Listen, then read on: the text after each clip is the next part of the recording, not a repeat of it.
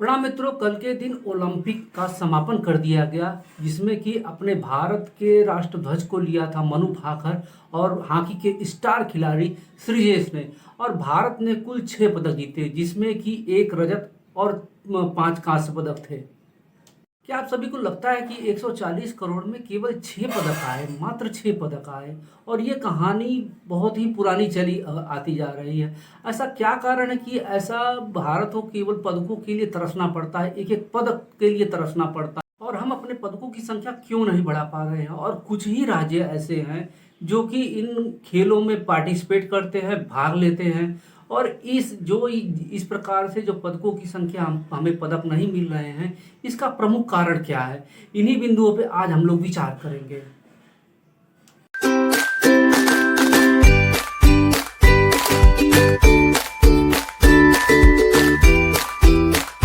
तो मित्रों, आप सभी का मेरे YouTube चैनल मेरे विचार में हार्दिक स्वागत व अभिनंदन है। मेरे विचार का बस एक ही मत है और एक ही कहना है कि हम अपने देश के लिए उत्कृष्ट से उत्कृष्ट क्या कर सकते हैं।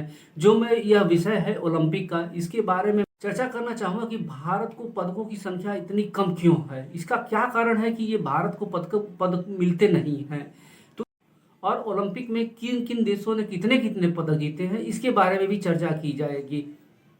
और वीडियो के लास्ट में मैं यह बताना चाहूँगा कि हम अपने पदकों की संख्या किस प्रकार बढ़ा सकते हैं। मेरा केवल यह मकसद नहीं है कि केवल समस्या को बताएगा, समस्या का समाधान क्या है इसके बारे में भी सोचा जाए। हम अपने देश के बारे में अच्छा से अच्छा कैसा कर सकते हैं, इसके बारे में भी विचार किया जाएगा। तो मित्रों, यहाँ पे पहले हम लोग बात करना चाहेंगे कि किस राष्ट्र ने कितने कितने पदक जीते। अमेरिका ने 126 पदक जीते, जिसमें कि 40 स्वर्ण, 44 रजत और 42 कांस्य थे। और दूसरे नंबर पे चीन है, जो कि 40 स्वर्ण, 27 रजत और 24 कांस्य लेकर 91 उसने पदक जीते। और जापान ने 20 स्वर्ण, 12 रजत और 13 कांस्य पदक लेकर 45 पदक जीते। और भारत इसमें 6 पदक जीतकर 71वें स्थान पर रहा। बहुत ही बुरा परफॉर्मेंस इसको बोला जाएगा, बहुत ही बेकार परफॉर्मेंस बोला जाएगा इसको। और भारत में जिन लोगों ने पदकों को जीता है, उसमें से प्रमुख रूप से हैं मनु भाकर जिसने कि 2 पदक जीते, और सरबजीत ने, जिसने मनु भाकर के साथ में 1 पदक जीता, कांस्य पदक जीता हुआ है। और इसमें हॉकी में जीता हुआ है। अमन शेरावत ने कुश्ती में जीता हुआ है। और हमारे स्टार खिलाड़ी नीरज चोपड़ा ने रजत पदक जीता हुआ है। अश्विन साबने ने भी पदक जीता हुआ। यही उंगलियों पर गिने जाने वाले लोग हैं जिन्होंने कि पदकों को जीता हुआ है। लेकिन देखिए कि दूसरे राष्ट्रों ने कितना पदक जीता हुआ है, उसके पीछे का कारण क्या है, उन्होंने ये पदकों को किस प्रकार से जीता हुआ है, उनके पास क्या स्ट्रेटेजी रही कि उन्होंने इतने पदक जीते। और इसके बारे में समीक्षा होनी चाहिए, इसके लिए एक समिति बननी चाहिए जो कि इन सब चीज़ों को देखना चाहिए। भारतीय खेल प्राधिकरण, जिसको कि साई के नाम से भी जाना जाता है, उसकी सूची में कुछ खेल रहे जिनकी परफॉर्मेंस बहुत ही बुरी रही है। उसमें से प्रमुख रूप से जो है तीरंदाजी, जिसमें कि कोई पदक नहीं मिला। एथलीट्स 1 रजत मिला है। बैडमिंटन में कोई पदक नहीं मिला है। बॉक्सिंग में कोई पदक नहीं मिला है। कुश्ती में कोई 1 कांस्य मिला है। हॉकी में 1 कांस्य मिला है। और शूटिंग में 3 कांस्य मिले हुए हैं। जबकि जूडो में बहुत ही खराब प्रदर्शन रहा। तैराकी में बहुत बुरा प्रदर्शन रहा। रोइंग में 23वां स्थान रहा। साइकिलिंग में कोई खिलाड़ी नहीं गया। और तीरंदाजी में कोई भी खिलाड़ी नहीं जीत पाया। देखिए कितनी बुरी परफॉर्मेंस है साई के। इसके पीछे का कारण क्या हो सकता है? क्या ऐसे कौन से कारण आ गए हैं भारत में कि 140 करोड़ की जनसंख्या होते हुए भी हम पदक नहीं जीत पा रहे हैं? हम अपने राष्ट्र का नाम ऊंचा नहीं कर पा रहे हैं। क्यों नहीं कर पा रहे हैं? इसके पीछे का प्रमुख कारण यह है कि भारत में स्पोर्टिंग कल्चर नहीं है। लोग खेलों को बढ़ावा नहीं देते हैं। माता पिता अपने बच्चों को खेलों में नहीं भेजते हैं। यहाँ पे ये कहा जाता है कि खेलोगे कूदोगे होगे खराब, ऐसी कहावतें होती हैं यहाँ पर।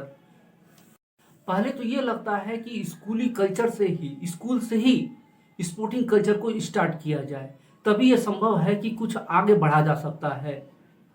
लेकिन स्कूलों की हालत तो बहुत ही खराब है। आप स्वाति मालीवाल के शब्दों में ही जान लीजिए। कि ज्यादातर प्राइवेट स्कूल्स मुनाफाखोरी के अड्डे बन गए हैं। सर, हद तो ये हो रखी है कि इन स्कूल्स ने अपने ही जगह पे दुकानें खोल ली हैं और उन दुकानों में किताबें, कॉपी, पेंसिल, यूनिफॉर्म पेरेंट्स को हायर प्राइस पे खरीदने पे मजबूर किया जाता है। अलग अलग फंड बना दिए हैं सर, कोई डेवलपमेंट फंड बन गया है, कोई एक्टिविटी फंड बन गया है, लूट मचा रखी है, बच्चे इनके लिए एटीएम मशीन जैसे बन गए। सर मेरा माननीय मंत्री जी से सवाल है, मैं ये जानना चाहती हूँ कि क्या आपने राज्यों को आदेश दिए हैं कि इन सारे स्कूल्स के ऑडिट्स हों जिससे कि ये मुनाफाखोरी बंद हो? और दूसरी बात, ये जो स्कूल्स फोर्स करते हैं पेरेंट्स को हायर प्राइस से पे, मतलब जूते का ब्रांड भी यही डिसाइड करते हैं, ये जो हायर प्राइस पे खरीदने के लिए मजबूर करते हैं, सर इनके खिलाफ क्या क्या एक्शन हो सकता है और सरकार क्या कर रही है? सर देखिए, क्या सच्चाई बताई स्वाति मालीवाल ने, स्कूलों की सच्चाई क्या है आप जान गए।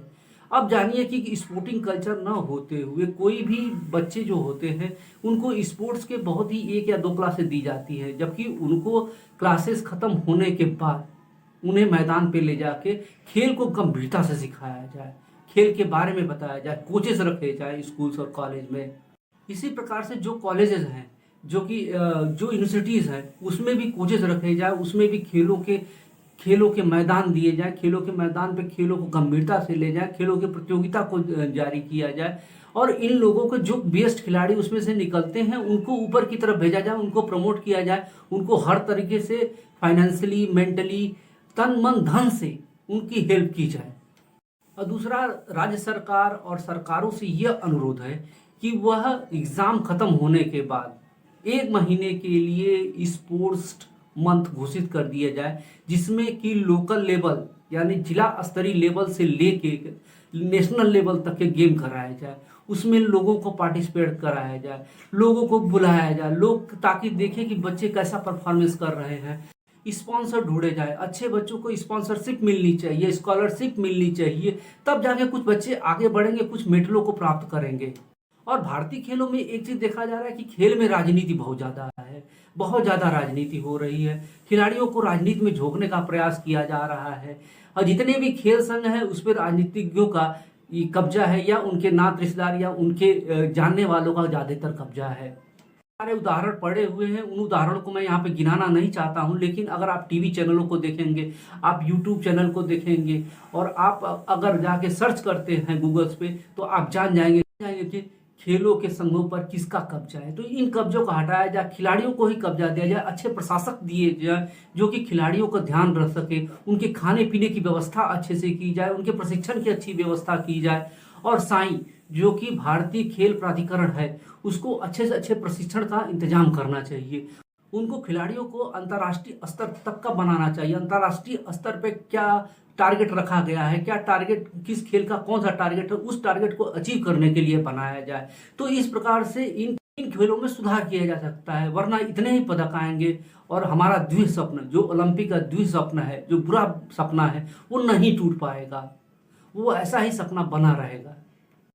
तो इस सपने को अगर तोड़ना है तो मित्रों आइए साथ में हम लोग विचार करते हैं और आपके विचार और मेरे विचार समान है तो कृपया मेरे YouTube चैनल को लाइक सब्सक्राइब अवश्य करें ताकि यह विचारों की क्रांति आगे बढ़ सके और हम अब एक उज्जवल राष्ट्र बना सकें। धन्यवाद।